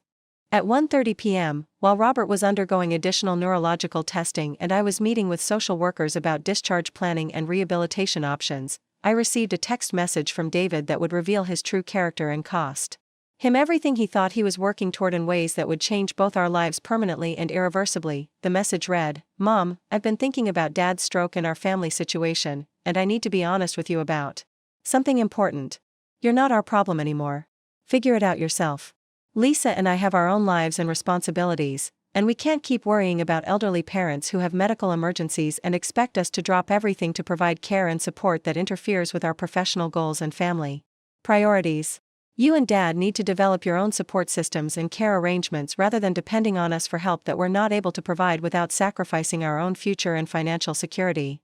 I stared at this message in complete disbelief, feeling the full impact of David's character and his assumptions about family responsibilities during medical emergencies. While Robert was fighting for his life and recovery in intensive care, our son was abandoning us because providing family support during medical crisis interfered with his professional priorities and personal convenience. But David had made the most catastrophic miscalculation of his life. What he didn't know was that his burdensome elderly parents actually controlled the financial empire that had been secretly supporting his business success for years, and that his abandonment during our family's greatest crisis would trigger consequences more devastating than he could imagine. The next morning, while Robert remained in intensive care and I was learning about stroke rehabilitation and long-term care planning. I contacted my attorney Patricia Williams and financial advisor Michael Torres to implement immediate and comprehensive changes to all family financial arrangements, business relationships, and estate planning that would reflect David's true character as demonstrated during our medical emergency.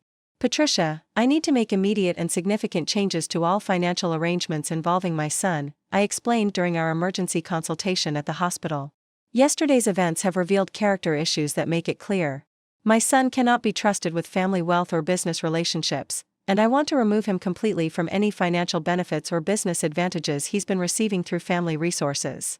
Mrs. Chen, what specific changes are you considering? Patricia asked with appropriate concern about major financial decisions made during family medical crisis and emotional stress. I want to remove David completely from any inheritance considerations. Terminate all business relationships and financial support provided through Pacific Northwest Investment Services and the Chen Family Trust. And transfer the entire $4.8 million estate to charitable organizations that support elderly people facing family abandonment during medical crises, I explained, describing the full scope of consequences that David's abandonment had earned. That would affect the commercial property where his marketing agency operates, the business loans and client relationships provided through your lending company, and all financial support that has been secretly facilitating his business success. For the past 4 years, Patricia confirmed, beginning to understand the magnitude of David's miscalculation over the following week. While Robert began the slow process of stroke recovery and rehabilitation that would ultimately restore most of his speech and mobility but require months of therapy and family support, I implemented comprehensive changes to all family financial arrangements that would teach David the true cost of abandoning elderly parents during medical emergencies. The commercial property housing David's marketing agency was sold to a development company that specialized in luxury residential conversion,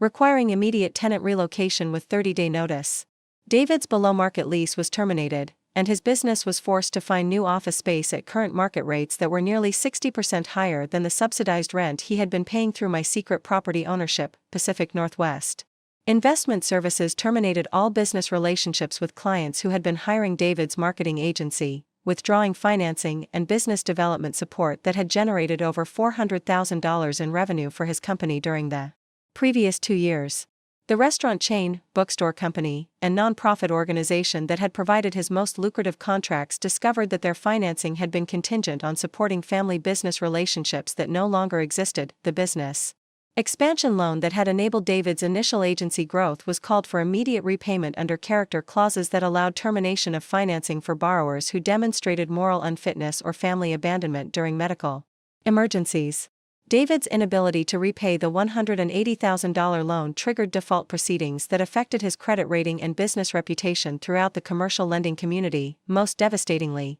David's marketing agency lost 70% of its client base and revenue within 6 weeks of his abandonment text message, as businesses discovered that their contracts had been facilitated through family connections rather than David's professional competence and reputation. 3 months after sending the message that declared Robert and me not his problem anymore, David faced business bankruptcy, professional reputation destruction, and financial collapse that eliminated everything he had assumed was evidence of his independence and business acumen. His attempts to secure alternative financing were unsuccessful, because loan applications revealed that his previous business success had been built on family support rather than genuine professional competence. His efforts to rebuild client relationships failed because potential customers learned about his abandonment of elderly parents during medical emergency, creating character concerns that affected his professional credibility and business trustworthiness. David made numerous attempts to restore family relationships and business advantages through apologies, explanations about stress and poor judgment, and promises about future family support that would never be tested because the opportunity for earning family wealth and business backing had been permanently eliminated through his actions during Robert's stroke emergency. Mom, I know I made a terrible mistake with that text message, and I want to apologize and make things right between us, David said during a phone call 6 months after Robert's stroke, when the full scope of his financial collapse had become apparent and he realized that his abandonment had triggered consequences affecting every aspect of his professional life. I was stressed about Dad's medical emergency and worried about how caregiving responsibilities might affect my business obligations, but I should never have said that you weren't our problem, he continued with what sounded like genuine remorse, but came too late to prevent the consequences that had already destroyed his business foundation and professional reputation. Is there any way we can rebuild our family relationship and possibly restore some of the business connections that have been affected by the misunderstanding about my commitment to family support during medical emergencies? David, your abandonment during Dad's stroke wasn't a misunderstanding or temporary stress reaction, I replied. It was a revelation of your true character and priorities when family support required genuine sacrifice rather than convenient assistance that didn't interfere with your personal goals. The business connections and financial advantages you lost weren't coincidental market changes or economic problems, I continued, revealing the scope of family financial control he had never suspected. They were direct consequences of abandoning elderly parents who had been secretly supporting your success for years while testing your character and family loyalty. The $4.8 million estate that you assumed would eventually be your inheritance has been redirected to organizations that support elderly people facing family abandonment during medical crises, I explained, letting him understand the full cost of his betrayal. Your text message declaring us not your problem cost you more money than most people earn in several lifetimes.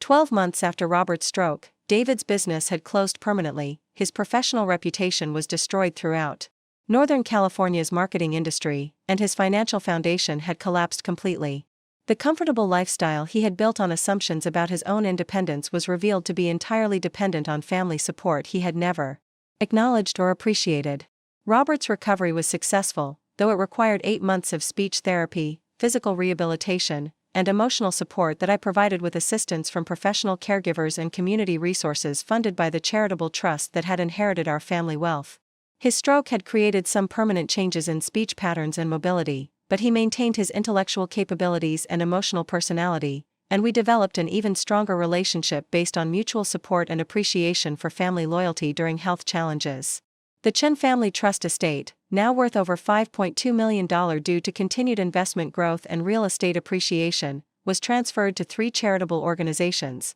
the Stroke Recovery Family Support Foundation, which provided assistance to families facing medical emergencies and caregiving challenges, the Elderly Financial Protection Agency, which helped elderly adults avoid family financial exploitation and abuse, and the Community Development Lending Cooperative, which continued James's work of providing ethical financial services to underserved communities throughout Northern California. My new will ensured that our wealth would benefit thousands of elderly people and families facing medical crises, rather than supporting adult children who viewed elderly parents as inconvenient burdens to be abandoned when caregiving required personal sacrifice and disrupted comfortable lifestyles built on family assistance they never acknowledged. Today, at age 70, I am healthy, financially secure, and surrounded by professional caregivers, community friends, and charitable organizations that provide authentic support and assistance without expecting inheritance benefits or financial compensation in return. Robert continues his recovery with determination and gratitude for family loyalty that prioritizes relationships over professional convenience,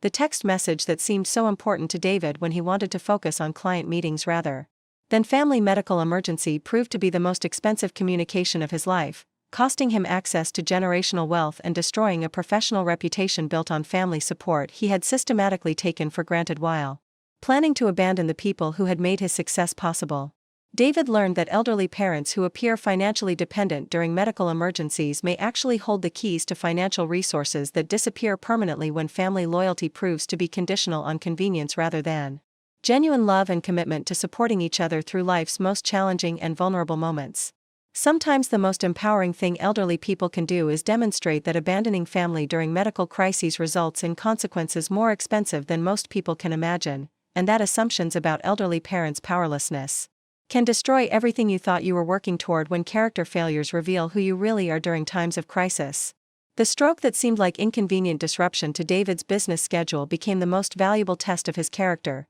and his failure cost him everything while teaching him that family loyalty during medical emergencies isn't optional, it's the foundation of relationships that determine whether you deserve access to resources that could change your life forever, or whether you learn the devastating cost of viewing elderly relatives as problems to be abandoned rather than family members deserving unconditional care and respect. If you're watching this story and recognizing similar patterns in your own family relationships, remember that you have more power than you might realize, even during medical vulnerability and health challenges. You have the right to expect genuine family support during medical emergencies without being made to feel guilty about time commitment or schedule disruption that caring for elderly relatives requires. Never underestimate the power of an elderly person who appears vulnerable during medical crisis but may actually be controlling resources that determine your entire financial future. The text message that costs someone their inheritance teaches the most expensive lesson about the true value of family loyalty during life's most challenging moments. David's text declaring us not his problem anymore became the most costly mistake of his life,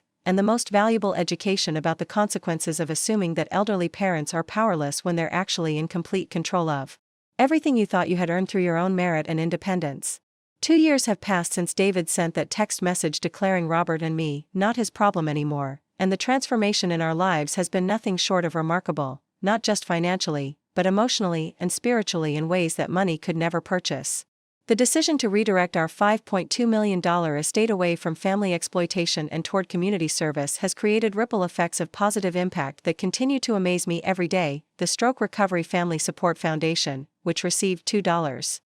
million from our estate, has already helped over 340 families navigate medical emergencies similar to Robert's stroke. The foundation provides emergency grants for families facing sudden medical crises, coordinates volunteer support networks for elderly patients without family assistance, and offers educational programs that teach families about the importance of unity during health challenges rather than viewing caregiving as inconvenient burdens. Last month, I received a letter from Maria Santos, a 73-year-old woman whose adult children had abandoned her during emergency heart surgery because helping would have interfered with their vacation plans. The foundation provided Maria with professional caregivers, emotional support, and financial assistance for recovery expenses while her children were enjoying their cruise, completely unaware that their abandonment had been documented and would affect their inheritance status permanently. Mrs. Chen, your foundation literally saved my life when my own children decided that my heart attack was less important than their vacation, Maria wrote. The professional caregivers you provided were more devoted and caring than my own family.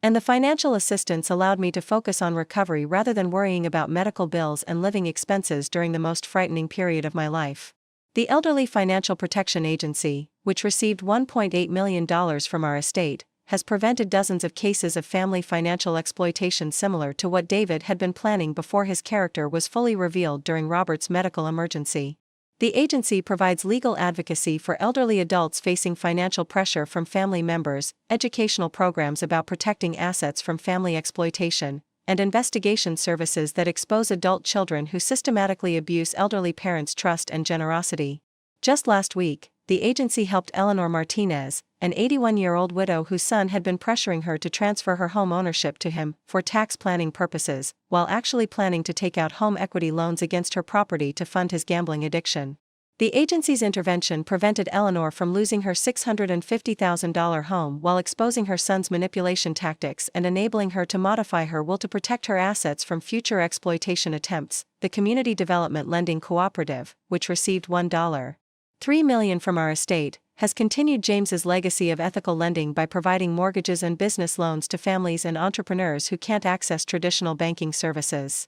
The cooperative has already helped 127 families achieve first-time homeownership and provided business development capital to 89 small businesses throughout Northern California, creating over 280 jobs and generating millions of dollars in community economic development. But beyond the impressive statistics and community impact numbers, the most meaningful aspect of redirecting our family wealth toward charitable purposes has been the profound sense of purpose and fulfillment that comes from knowing our life's work and accumulated resources are creating lasting positive change for people who face challenges similar to what we experienced during Robert's stroke and David's abandonment. Every grant disbursement, every family helped, every case of elderly exploitation prevented represents a victory against the kind of selfishness and family betrayal that David demonstrated when he chose professional convenience over family loyalty during medical emergency. Our wealth is now serving people who understand the true value of family support and community care rather than rewarding someone who viewed elderly parents as problems to be abandoned when caregiving became inconvenient. Robert's recovery has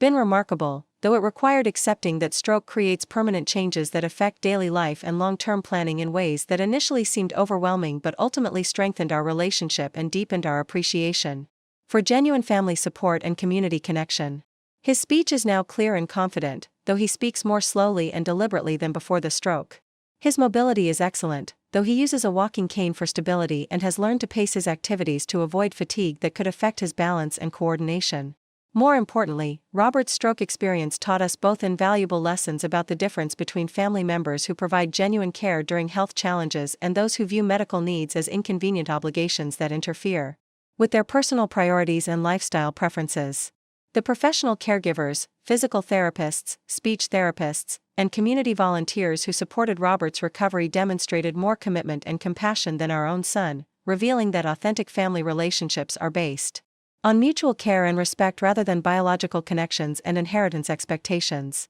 Eleanor, I'm grateful that David's abandonment happened when it did, Robert told me during one of our evening conversations about family relationships and the unexpected benefits of learning someone's true character during crisis situations. If we had continued supporting his business and lifestyle while he secretly resented us as future burdens, we would have wasted years of our lives and significant financial resources on someone who never deserved our generosity or appreciated our sacrifices. Now our wealth is helping people who actually value family loyalty and community support, he continued, describing the satisfaction that comes from aligning financial resources with personal values and moral principles. Every family that receives foundation assistance understands what David never learned, that caring for elderly relatives during medical emergencies is a privilege and responsibility, not an inconvenient obligation to be avoided or abandoned.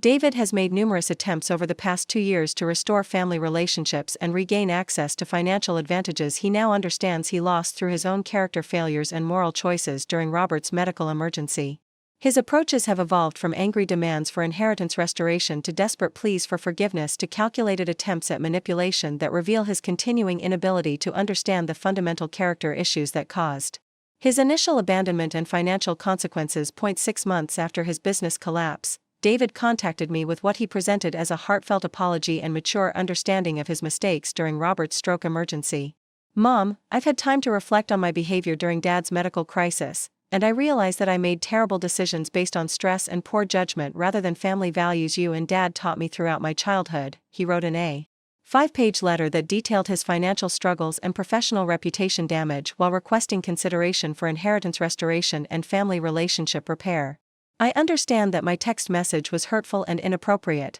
and I want to demonstrate my commitment to being a better son and family member who prioritizes family relationships over professional obligations, he continued, describing plans for increased family involvement and caregiving assistance that sounded genuine but came only after he had experienced devastating consequences for his previous abandonment and selfishness. If you would consider giving me another chance to prove my family loyalty and appreciation for everything you and Dad have done for me throughout my life, I promise to prioritize family needs and provide whatever support and assistance you need during Dad's continued recovery and your own aging and health concerns. My response to David's apology letter was brief and direct. David, your concern for family relationships and willingness to provide caregiving support only emerged after you experienced financial consequences for abandoning us during medical emergency. Character that changes based on personal advantage rather than moral principle isn't genuine character development. It's strategic behavior modification designed to restore access to resources you lost through your own choices.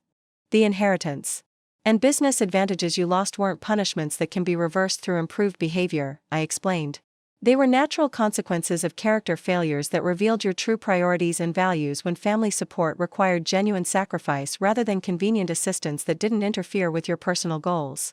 Our wealth is now helping people who didn't need to lose everything before learning to value family loyalty and community care. You had decades of family support and multiple opportunities to develop character that prioritized relationships over convenience, but you consistently chose selfishness and assumption over appreciation and reciprocal care. 12 months later, David's attempts at family relationship restoration became more desperate and calculating as his financial situation continued deteriorating and his professional reputation remained damaged throughout Northern California's business community. He began showing up at our house unannounced with flowers, greeting cards, and small gifts while claiming that he wanted to spend time with Robert and provide companionship during his recovery process, but David's sudden interest in family involvement was obviously motivated by his continuing hope for inheritance restoration rather than genuine concern for Robert's well-being or authentic desire for family relationship building. His visits were awkward and superficial, focused on demonstrating his presence and assistance rather than providing meaningful emotional support or engaging in substantive conversations about Robert's recovery experience, our daily lives, or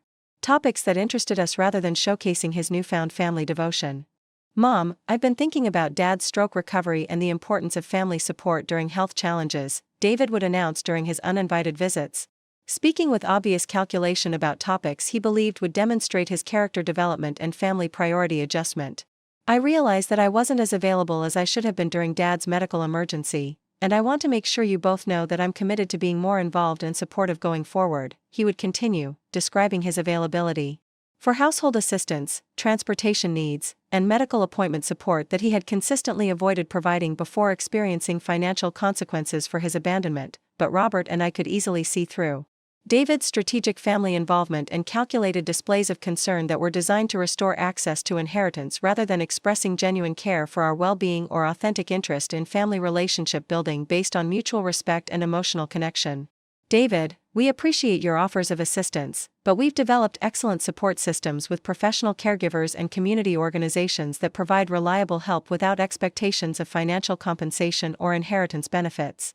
I would reply when he offered household assistance and transportation services. Our foundation work and charitable activities provide us with meaningful social connections and purpose that fulfill our needs for community involvement and family relationship satisfaction in ways that don't require managing complicated emotional dynamics or inheritance expectations. The most revealing aspect of David's continuing attempts at family relationship restoration has been his complete inability to understand why his apologies and improved behavior haven't resulted in inheritance restoration and business advantage recovery. He continues to view our wealth redirection as temporary punishment that should be reversed based on his demonstrated character improvement, rather than recognizing that his abandonment during medical emergency revealed fundamental personality traits that permanently disqualified him from access to family resources and business relationships.